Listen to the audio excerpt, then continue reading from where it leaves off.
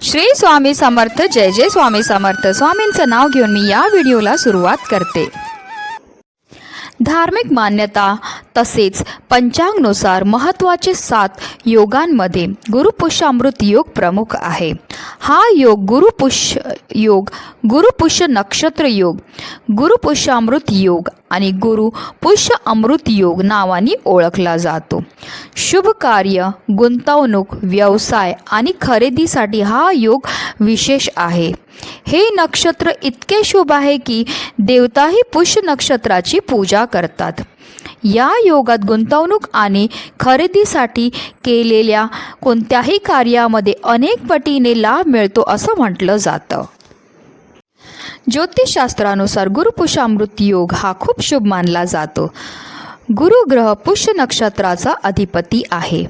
देवगुरु बृहस्पती पद, प्रतिष्ठा, यश, संपत्ती आणि शुभतेचं कारक ग्रह आहे. जेव्हा हे नक्षत्र गुरुवारी येतं तेव्हा गुरुपुष्यामृत योग तयार होतो. गुरुवारी श्रीहरी विष्णूंबरोबर बृहस्पती देवांची पूजा केली जाते, ज्यांना सुख, वैभव आणि संपत्ती प्रदान करणारे मानले जाते. तसेच या नक्षत्राचे स्वामी शनिदेव आहेत, म्हणून शनिदेव आणि बृहस्पती देव या दोघांचा गुरुपुष्यामृत योगावर प्रभाव आहे. गुरुपुष्यामृत योगामध्ये आपल्याला श्रीहरी विष्णूंबरोबर माता लक्ष्मीची विधिविधानपूर्वक पूजा करायची आहे. त्याचबरोबर आपल्याला कनकधारा स्तोत्राचं पठण देखील करायचं आहे. ह्या स्तोत्राचं पठण केल्यामुळे आपल्यावर श्रीहरी विष्णूंबरोबर माता लक्ष्मीची भरभरून कृपाही होत असते. त्याचबरोबर गुरुपुष्यामृत योगामध्ये जर आपण काही विशेष उपाय केले तर त्याचा प्रभाव किंवा त्याचा फायदासुद्धा आपल्याला 100 पटीने जास्त हा मिळत असतो. आणि म्हणूनच आपल्याला गुरुपुष्यामृत योगाच्या दिवशी जे 12 फुलवातींचा सर्वात प्रभावी असा हा उपाय करायचा आहे. हा उपाय केल्यामुळे आपल्या जे नशिबात नसेल ते सुद्धा आपल्याला मिळते. त्याचबरोबर धन प्राप्ती करता, कठीणातली कठीण इच्छा पूर्ती करता अतिशय प्रभावी असा हा उपाय, ज्याबद्दल सविस्तर माहिती मी तुम्हाला या व्हिडिओमध्ये देणार आहे. तर व्हिडिओ पूर्ण पहा. आणि जर तुम्ही माझ्या चॅनलवर नवीन असतील तर चॅनलला सबस्क्राईब करा आणि शेजारी बेल आयकॉनसुद्धा प्रेस करा, जेणेकरून तुम्हाला माझ्या नवनवीन व्हिडिओचं नोटिफिकेशन हे मिळत राहील. माघ महिन्यातील गुरुपुष्यामृत योग 22 फेब्रुवारी रोजी सकाळी 6:48 सुरू होईल तर दुपारी 4:43 असेल. आपल्याला गुरुपुष्यामृत योगामध्ये जेवढ्या जास्त सेवा करता येतील, त्याचबरोबर जेवढ्या जास्त उपाय करता येतील ते आवर्जून आपल्याला करायचे आहेत. अगदी तुमच्यापासून माझ्यापर्यंत प्रत्येक व्यक्ती खूप स्वप्न पाहतो की जसं की माझं स्वतःचं घर झालं पाहिजे, माझ्या घरी गाडी असली पाहिजे, माझा मोठा व्यवसाय असला पाहिजे. पण आपण त्या इच्छापूर्ती करण्याकरता खूप मेहनत करतो, कष्ट करतो. पण कष्ट करून, मेहनत करून सुद्धा आपली इच्छापूर्ती जर होत नसेल तर आपल्या कष्टाला, आपल्या नशिबाची साथ मिळण्याकरता जे आहे आपल्याला ह्या 12 फुलवातींचा अतिशय प्रभावी असा हा उपाय करायचा आहे. हा उपाय आपल्याला गुरुपुष्यामृत योग सुरू झाल्यावर करायचा आहे, म्हणजे सकाळपासून ते संध्याकाळचे 4:45 वाजेपर्यंत गुरुपुष्यामृत योग असणार आहे. तर तुम्ही ह्या वेळामध्ये जेव्हा तुम्हाला शक्य असेल तेव्हा हा उपाय करू शकतात. आता ह्या उपायाकरता आपल्याला एक चांदीचा दिवा लागणार आहे. आता चांदीचा दिवा प्रत्येकाला घेणं शक्य नसेल तर मग तुम्ही जो पण तुमच्या देवपूजेमध्ये दिवा वापरतात, तुम्ही पितळेचा वापरत असतील, स्टीलचा वापरत असतील किंवा तुम्ही जर मातीची पंती घेतली तरी देखील चालणार आहे.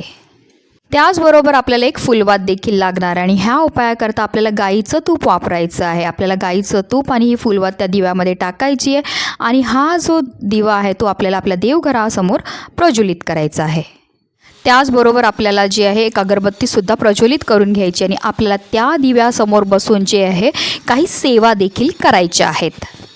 आपल्याला 1 वेळा श्रीसूक्तमचं पठण करायचं आहे. त्याचबरोबर आपल्याला 1 वेळा व्यंकटेश स्तोत्राचं सुद्धा पठण करायचं आहे. 16 वेळा आपल्याला विष्णू गायत्री मंत्र म्हणायचा आहे. 16 वेळा आपल्याला लक्ष्मी गायत्री मंत्र म्हणायचा आहे. त्याचबरोबर आपल्याला 16 वेळा नवार्णव मंत्रसुद्धा म्हणायचा आहे.